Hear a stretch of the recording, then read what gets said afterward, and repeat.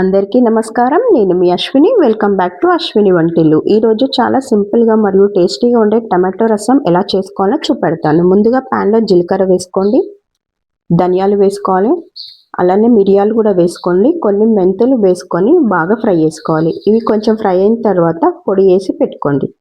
ఇక్కడ నేను 8 టమాటాలను తీసుకుంటున్నాను.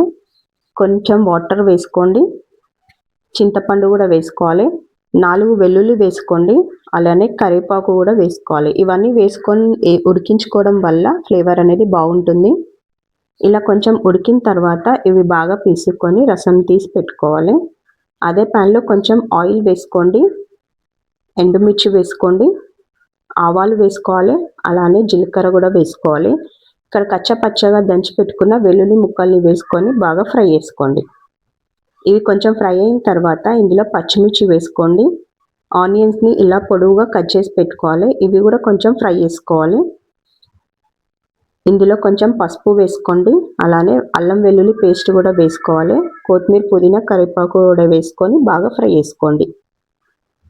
ఇవి కొంచెం ఇలా ఫ్రై అయిన తర్వాత ఉప్పు వేసుకోండి, అలానే కారం కూడా వేసుకోవాలి.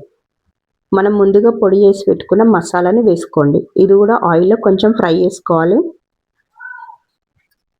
ఇలా కొంచెం ఫ్రై అయిన తర్వాత మనం ముందుగా తీసుకున్న రసంని వేసుకోవాలి. ఈ టమాటో రసం టేస్టీగా ఉండాలంటే ఇవి బాగా మసలబెట్టుకోవాలి. ఈ టమాటో రసం అనేది బాగా మసలించుకోవాలి.